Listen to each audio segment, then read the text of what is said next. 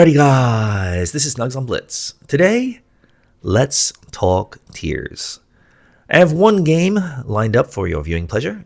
I'll be driving this tank, the T69, not my favorite tier 8 tank, but the game is pretty enjoyable. Spoiler, it is a loss, but I was looking for a game that I could use where I can just waffle on about the tiers and what they are good for and what they aren't good for. So I'm not going to talk about the tank lineups or anything like that. This is just for your viewing pleasure.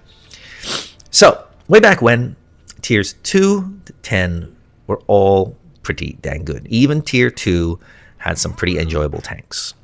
But from tier 3 all the way up, you could have a lot of fun. One of the best tanks I ever played was the T40. Very underrated tank. It was like a 183 in tier 4, but it was even better because you could one-shot a lot of tanks. It was so much fun. It was like a lob. They were just gone, vaporized. It was so much fun. But those days have come and gone. Another great tank was the Lush. When that first came into the game, I could be butchering the name, I do apologize. But that was so much fun. You ran around like a bat out of hell and just ripped teams apart. If you're in a platoon with your buddy, oh my gosh, crazy fun.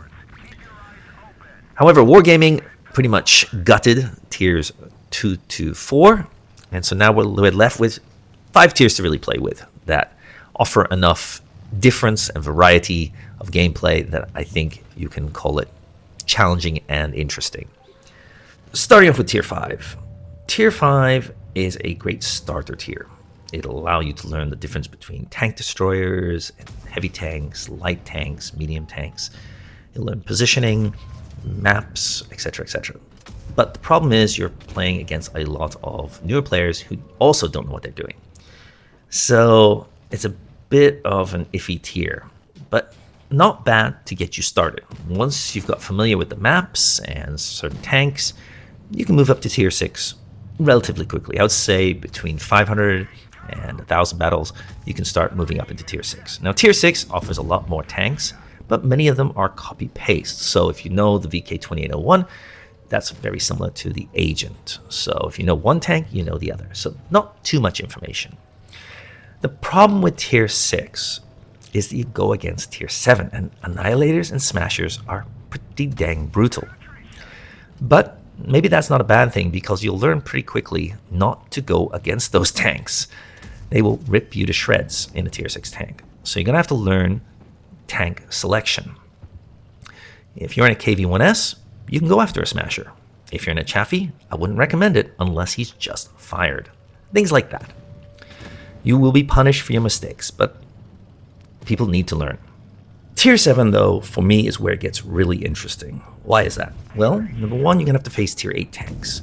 But on top of that, you're going to have autoloaders, derp guns, and the like. It's a lot of information and a whole lot more fun. But again, if you're in tier 7, you are lower tiered a lot against tier 8 tanks, which can make your life miserable. For example, an Object 252's armor causes havoc for a lot of tier 7 tanks, especially if you don't know what you're doing. Tier 8. Now we're getting to the good stuff. Tier 8 is probably the most challenging tier at present. As I just said, it has the biggest variety of tanks. You'll also be lower tier, so that's challenging. You've got to learn which tanks can deal with tier 9 tanks easily and which can't. You can also earn a ton of credits. So for me, tier 8 is where it's at right now.